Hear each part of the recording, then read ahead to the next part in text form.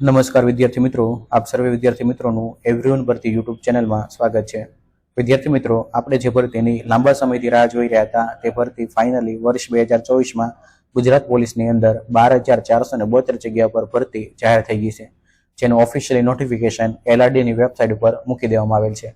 તો આ વિડીયોમાં હું તમને આ ભરતીની જેમ કે માહિતી, જેમ કે ઉંમર મર્યાદા, ફોર્મ ભરવાની તારીખ, પગાર ધોરણ, હાઇટ અને દોડ, સિલેબસ, ફીસ, ગ્રાઉન્ડ ક્યારે આવશે, ડોક્યુમેન્ટ શું જોશે, સિલેક્શન પ્રોસેસ વગેરેની માહિતી આ વિડીયો અંદર આપવાનો છું। વિદ્યાર્થી મિત્રો, આની માટે જે પોસ્ટ આવેલી છે તે ગુજરાત પોલીસની અંદર હથિયારી અને બિન હથિયારી કોન્સ્ટેબલ, PSI, જેલ સિપાઈ અને SRPF આવેલ છે। જેમાં ટોટલ જગ્યાની વાત કરીએ તો આની માટે ટોટલ જગ્યા મેં તમને જે કીધી એમ 12,472 છે, જેની અંદર PSI ની અંદર પુરુષની 316 અને મહિલા માટેની 156 છે। તેમજ કેટેગરીઝ વાઇઝ જગ્યા છે તમને અહીં આપેલી છે કે ભાઈ જનરલની એટલી છે, EWS ની એટલી છે, SC અને ST ની એટલી છે અને OBC માટેની પુરુષ અને મહિલાની એટલી છે। એવું લાગે તો તમે આનો સ્ક્રીનશોટ લઈ લેજો। પછી બિન હથિયારી પોલીસ કોન્સ્ટેબલની પુરુષની વાત કરીએ તો 4422 છે અને મહિલા માટે 2178 છે, જેમાં કેટેગરીઝ વાઇઝ તમામ જગ્યા અહીં આપેલી છે। એવું લાગે તો સ્ક્રીનશોટ લઈ લેજો।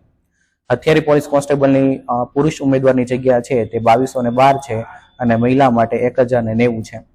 જેલ સિપાહીની પુરુષ ઉમેદવારની જગ્યા છે તે 1013 છે અને મહિલા માટે 85 છે। અને હથિયારી પોલીસ કોન્સ્ટેબલ SRPF માટે પુરુષ માટેની 1000 જગ્યા છે અને મહિલા માટે કોઈ પણ જગ્યા આની અંદર નથી। અને કેટેગરી વાઇઝ જગ્યા છે ને વિદ્યાર્થી મિત્રો અહીં આપેલી છે અને સ્ક્રીનશોટ પાડી અને જોઈ લેવું। હવે આપણે વાત કરીએ કે ભાઈ લાયકાતની, તો વિદ્યાર્થી મિત્રો આની માટે જે છે ને એ આપણે લોકરક્ષક કેડર એટલે કે બિન હથિયારી પોલીસ કોન્સ્ટેબલ, હથિયારી પોલીસ કોન્સ્ટેબલ, જેલ સિપાઈ અને SRPF છે ને તેની માટે જે શૈક્ષણિક લાયકાત છે તે ધોરણ 12 પાસ છે અને ધોરણ 12 પાસ તમામ વિદ્યાર્થી છે આની માટેનું ફોર્મ ભરી શકે છે। તેમજ તમારી પાસે જો ધોરણ 12 પાસનું સમકક્ષનું સર્ટિફિકેટ એટલે કે 10+ તમારી પાસે ITI નું ઇક્વિવેલન્ટનું સર્ટિફિકેટ હોય અથવા તો ડિપ્લોમાનું સર્ટિફિકેટ હોય તો તમે આની માટેના ફોર્મ ભરી શકો છો। આની અંદર આપણે ઉંમર મર્યાદાની વાત કરીએ તો લઘુત્તમ એટલે કે ઓછામાં ઓછી 18 વર્ષ જોઈશે અને વધારેમાં વધારે 33 વર્ષ, અને આ છે જનરલ કેટેગરી માટે છે। આની અંદર તમને જો તમે OBC, SC, ST અથવા તો EWS માંથી આવતા હોય તો ઉંમરમાં છૂટછાટ મળવાપાત્ર છે। જેનો જન્મ 30/4/1991 થી 30/4/2006 ની વચ્ચે હોય તે આની માટેના ફોર્મ ભરી શકે છે। તો આ ઉંમર મર્યાદા હતી। હવે વિદ્યાર્થી મિત્રો આપણે વાત કરીએ PSI ની, તો PSI ની અંદર જે લાયકાત માંગેલી છે તે લાયકાત માંગેલી છે ગ્રેજ્યુએશન, કોઈ પણ ગ્રેજ્યુએશન અથવા તો તમારી પાસે સમકક્ષ ગ્રેજ્યુએશનની ડિગ્રી હોય તો તમે આની માટેના ફોર્મ ભરી શકો છો। આમાં લઘુત્તમ જે ઉંમર છે એટલે કે ઓછામાં ઓછી 21 વર્ષ અને વધારેમાં વધારે 35 વર્ષ છે અને 30/4/1989 થી લઈ અને 30/4/2003 ની વચ્ચે જન્મેલ કોઈ પણ વ્યક્તિ હોય ત્યાંની અંદર ફોર્મ ભરી શકે છે જનરલની અંદર। હવે વિદ્યાર્થી મિત્રો આપણે વાત કરીએ SC અને ST એજ લિમિટની, તો એજ લિમિટની અંદર SC, ST અને OBC અને EWS છે બરાબર, તેના પુરુષ ઉમેદવારને આની અંદર જે છે એ 5 વર્ષની છૂટછાટ મળવાપાત્ર છે। તેમજ તમામ મહિલા ઉમેદવારને 5 વર્ષની છૂટછાટ મળવાપાત્ર છે અને અનામત કેટેગરીની જે પણ મહિલા બહેનો હોય તેને માટે 10 વર્ષની આની અંદર છૂટછાટ મળવાપાત્ર છે। તો આ જે છૂટછાટ જે છે એ તમને આની અંદર મળવાપાત્ર છે। હવે વિદ્યાર્થી મિત્રો આપણે વાત કરીએ કમ્પ્યુટર નોલેજની, તો વિદ્યાર્થી મિત્રો આની અંદર આપણે કમ્પ્યુટર નોલેજની એવું કીધેલું છે કે ઉમેદવાર રાજ્ય સરકારના સામાન્ય વહીવટ વિભાગના જે પત્ર ક્રમાંક છે 13/8/2008, જેનો ક્રમાંક નંબર છે CRR 10/2007 120 G5, આ પ્રમાણે નક્કી કરેલ અભ્યાસક્રમ મુજબનું અંગેનું જે કમ્પ્યુટરનું જે સર્ટિફિકેટ હોય એ તમારી પાસે હોવું જોઈએ, અથવા તો તમારી પાસે ધોરણ 10 અથવા તો 12માં કમ્પ્યુટર એક વિષય તરીકે હોય તો તમે આની માટેના ફોર્મ ભરી શકો છો બરાબર। અને તમારી પાસે આ જે સર્ટિફિકેટ હોય ને એ તમારી પાસે આપણું જે ભરતીની જે છેલ્લી તારીખ છે ને 30 એપ્રિલ, તો 30 એપ્રિલ સુધીનું તમે કમ્પ્લીટ કરેલું સર્ટિફિકેટ તમારી પાસે જોઈશે। અને જો તમારી પાસે સર્ટિફિકેટ ન હોય તો પણ તમે આની માટેના ફોર્મ ભરી શકો છો, પણ તમે જ્યારે તમારું નિમણૂક આપવામાં આવશે ત્યારે તમારે અચૂક રજૂ કરવાનું રહેશે। એટલે તમારું લાસ્ટ ડેટ જે છે ને 30 એપ્રિલ સુધીમાં તમે કમ્પ્યુટરનું નોલેજ તમારી પાસે હોય એવું સર્ટિફિકેટ કઢાવીને રાખવાનું રહેશે। અને જો આ નહીં હોય તો તમને નિમણૂક આપવામાં આવશે નહીં, તમે પાસ થઈ ગયા છો ને તો પણ તમને નિમણૂક આપવામાં આવશે નહીં। એટલે ખાસ કમ્પ્યુટરનું સર્ટિફિકેટ ન હોય તો CCC નું સર્ટિફિકેટ જે આવે છે એ CCC નો કોર્સ કરીને CCC નું સર્ટિફિકેટ કઢાવી લેવું। પછી વિદ્યાર્થી મિત્રો આપણે વાત કરીએ નોન ક્રિમિનલની, તો નોન ક્રિમિનલ જે છે ને એ 1/4/2022 થી લઈ અને 30/4/2024 સુધીમાં ઇસ્યુ કરેલું હોય ને તેવું નોન ક્રિમિનલ સર્ટિફિકેટ છે એ આની અંદર હાલશે, એ પછીનું હશે તો હાલશે નહીં। એટલે 1/4/2022 થી 30/4/2024 સુધી। EWS ની વાત કરીએ તો EWS ની અંદર 1/5/2021 થી લઈ અને 30/4/2024 સુધી ઇસ્યુ થયેલું કોઈ પણ EWS નું સર્ટિફિકેટ આની અંદર વેલિડ ગણવામાં આવશે। ત્યાર પછી આપણે વાત કરી ફિઝિકલ ક્વોલિફિકેશનની, તો આની અંદર જે ફિઝિકલ ક્વોલિફિકેશન જે હશે તે પુરુષ ઉમેદવાર માટે છે ઊંચાઈ 162 સેન્ટીમીટર છે, તે એસસી કેટેગરી અને એસટી કેટેગરી માટે છે, અને ઈ સિવાયના જેટલા પણ કેટેગરીના ઉમેદવાર છે ત્યારે 165 રહેશે. છાતીની આપણે વાત કરીએ તો ફૂલા વગર છાતી છે 79 અને ફૂલાવીને 84, અને ફૂલાવીને તમારે જે છે 5 થવી જોઈએ. ધારો કે તમારે અહીંયા 79 ની પણ તમારી પાસે 80 છે તો તમારે ફૂલાવીને 5 થવી જોઈએ. તો તમારે 90 હોય તો પણ તમારે ફૂલાવીને 5 થવી જોઈએ, ફરજિયાત છે. એની સિવાય હશે તો હાલશે. ધારો કે તમારે આમનામ 90 છાત થઈ જતી હોય તો પણ તમારે ફૂલાવવાની રહેશે. એ સિવાય જે આપણે એસટી કેટેગરી સિવાયના જે ઉમેદવાર છે તેને પણ જે છાતી છે સેમ રહેશે. મહિલા ઉમેદવારની ઊંચાઈની વાત કરીએ તો મહિલા ઉમેદવારને જે એસટી કેટેગરીના ઉમેદવાર છે તેને આપણે 150 સેન્ટીમીટર છે, અને જે એ સિવાયના જેટલા પણ મહિલા ઉમેદવાર છે તેને 155 છે. તો આ જે છે એ ફિઝિકલ ક્વોલિફિકેશન છે. ત્યાર પછી આપણે દોડની વાત કરીએ તો દોડ આવશે તે 5000 મીટર આવશે પુરુષ ઉમેદવારને, જે 25 મિનિટની અંદર પૂરું કરી નાખવાનું છે, અને આની કરતા વહેલા સમયમાં પૂરું કરો તો દોડના એક્સ્ટ્રા માર્ક છે એ આ ભરતીમાં મળવા પાત્ર નથી. જે બીજી ભરતી હતી તેમાં મળવા પાત્ર હતા. તમારે અત્યારે ફક્ત ને ફક્ત 25 મિનિટમાં પૂરું કરવાનું રહેશે. મહિલા ઉમેદવાર છે તેને 1600 મીટરની દોડ રહેશે, જે 9 મિનિટ અને 30 સેકન્ડમાં પૂરી કરવાની રહેશે, અને એક્સ સર્વિસમેન છે તેને 2400 મીટરની દોડ આવશે, જે 12 મિનિટ અને 30 સેકન્ડની અંદર પૂરી કરવાની રહેશે. આમાં તમને કોઈ પણ એક્સ્ટ્રા માર્ક મળવા પાત્ર નથી એઝ પર નવા રિક્રુટમેન્ટ રૂલ્સ. ત્યાર પછી આપણે વાત કરી પરીક્ષા ફીસની, તો વિદ્યાર્થી મિત્રો આની માટે જે પરીક્ષાની ફીસ છે બરાબર, તે જો તમે ખાલી પીએસઆઈમાં ફોર્મ ભરવા માંગતા હોય તો 100 રૂપિયા છે. જો તમે લોકરક્ષકમાં ફોર્મ ભરવા માંગતા હોય તો, એટલે કે જે આપણે કોન્સ્ટેબલ છે તેમાં, તો પણ 100 રૂપિયા છે, અને જો બંનેમાં ફોર્મ ભરશો તો 200 રૂપિયા જે છે ફીસ ભરવાના આવશે જનરલ કેટેગરી માટે.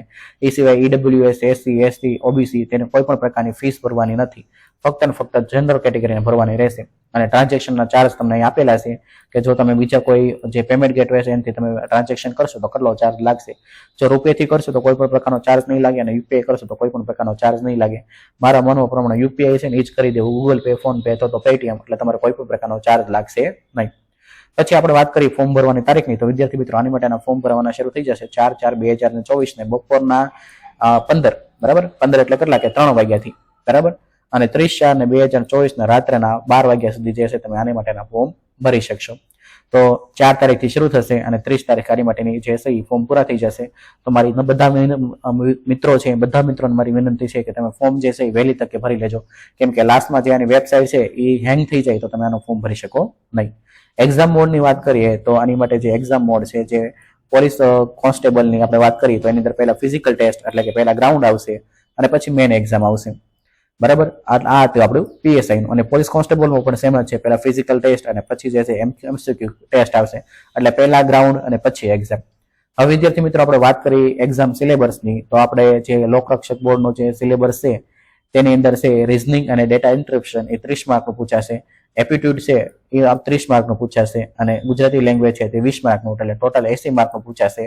અને આની અંદર પાર્ટ એ અને પાર્ટ બી ની અંદર એક્ઝામ લેવામાં આવશે, જેમાં પાર્ટ એ ની અંદર જે છે એ તમારે પાસ થવા માટે 40 માર્ક જે છે, બરાબર, 40%, 40 માર્ક નહીં પણ 40% જે છે આની અંદર ક્વોલિફાઈ માર્ક લાવવા જરૂરી છે. જો તમારે 40 માર્ક નહીં પણ 40% હશે તો તમે આને પાર્ટ 1 ની અંદર ક્વોલિફાઈ ગણાશો, તો જ તમે પાર્ટ 2 ની એક્ઝામ દઈ શકશો. અને પાર્ટ 2 નો જે સિલેબસ છે, બરાબર, તે 120 માર્કનો છે, જેની અંદર ધ કોન્સ્ટિટ્યુશન ઓફ ઇન્ડિયા 30 માર્કનું છે, કરંટ અફેર અને ટેકનોલોજી અને જનરલ નોલેજ છે તે 40 માર્કનું છે, પછી history, culture, heritage, geography, Gujarat અને ભારત છે તે 50 માર્કનું છે. એમ ટોટલ 120 માર્કનું છે, અને આની દરેક તમારે પાસ થવા માટે 40% મેળવવા જરૂરી છે. તો તમે 40% મેળવશો તો તમે આ એક્ઝામ ક્વોલિફાય કરી એમ ગણાવવામાં આવશે, બરાબર વિદ્યાર્થી મિત્રો. તેમજ આની અંદર નેગેટિવ માર્કિંગ સિસ્ટમ પ્રમાણે 0.25 જે છે દરેક પ્રશ્ન ખોટો પડશો તો કપાશે, અને જો તમે ઈ ઓપ્શન સિલેક્ટ કરશો તો તમારે કોઈ પણ પ્રકારના ઓપ્શન જે આનો માર્ક છે નેગેટિવ માર્કિંગ ઈ કપાશે. એટલે જો ન આવડતો હોય તો પ્રેમથી આપણે જે છે ઈ ઓપ્શન લઈ લેવું, બરાબર. તો વિદ્યાર્થી મિત્રો આ તો આપણો એક્ઝામ સિલેબસ. પછી એની પછી જે છે, બરાબર, એની મેં તમને હમણાં વાત કરી દીધી કે ભાઈ આપણું ફિઝિકલ ક્વોલિફિકેશન હતી એની વાત કરી દીધી. હવે આપણે ડોક્યુમેન્ટની વાત કરીએ તો આની માટે ડોક્યુમેન્ટમાં જે છે એ તમારે, જો તમે લોકરક્ષકનું ફોર્મ ભરતા હોય તો 12માની માર્કશીટ, પછી પીએસઆઈમાં ફોર્મ ભરવા માંગતા હોય તો તમારે ગ્રેજ્યુએશનની માર્કશીટ, આ 12માની માર્કશીટ છે ને અપલોડ કરવાની આવશે, એટલે 12માની માર્કશીટ છે ને તમારે ઓરિજિનલ અપલોડ કરવાની રહેશે.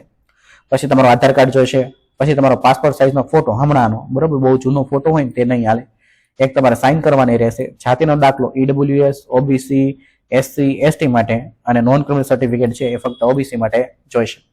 એ સિવાયની વાત કરીએ કે ભાઈ આનું રનિંગ ક્યારે આવશે, તો વિદ્યાર્થી મિત્રો એઝ પર આપણા હસમુખભાઈ પટેલ સાહેબે જે ટ્વીટ કરી તેના પ્રમાણે આનું જે રનિંગ આવશે તે ચોમાસા પછી એટલે કે શિયાળામાં લેવામાં જે છે એનું ગ્રાઉન્ડ આવશે, બરાબર.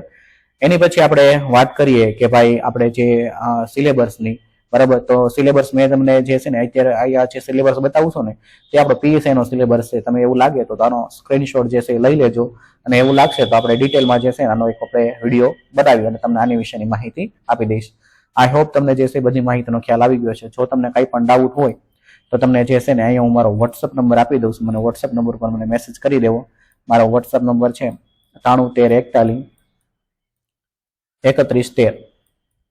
આ નંબર પર તમે છે ને મને વોટ્સઅપ પર મેસેજ કરી દેજો જો તમને આ ભરતી બાબતે કોઈ પણ ડાઉટ હોય, કોઈ પણ પ્રશ્નમાં કાંઈ પણ ન સમજાતું હોય, અથવા તો અમારા વોટ્સઅપ ગ્રુપની અંદર જોઈન થવું તો પણ આ નંબર પર મેસેજ કરી દેજો. અમે આ ભરતીને અવારનવાર જે કંઈ અપડેટ આવશે અમારા વોટ્સઅપ ગ્રુપની અંદર આપશું, તો અમારા વોટ્સઅપ ગ્રુપની અંદર જોઈન થઈ જાજો. તેમજ આની વોટ્સઅપ ગ્રુપમાં જોઈન થવાની લિંક છે એ નીચે ડિસ્ક્રિપ્શન બોક્સમાં આપેલી છે, તો ત્યાંથી પણ જોઈન થઈ શકો છો. અને નંબર જો અહીં ન દેખાય તો ડિસ્ક્રિપ્શન બોક્સની અંદર આપેલો છે. જો વિદ્યાર્થી મિત્રો તમને આ વિડીયો ગમ્યો હોય તો વિડીયોને લાઈક કરજો. ચેનલની અંદર નવા હોય અને આવા ઉપયોગી વિડીયો બનાવવા માંગતા હોય તો ચેનલને સબસ્ક્રાઇબ કરજો. અને આ વિડીયો છે એટલે તમારા મિત્રોને શેર કરવાનું ભૂલતા નહીં. Thank you very much. જય હિન્દ, જય ભારત, વંદે માતરમ, જય શ્રી રામ, જય માતાજી વિદ્યાર્થી મિત્રો.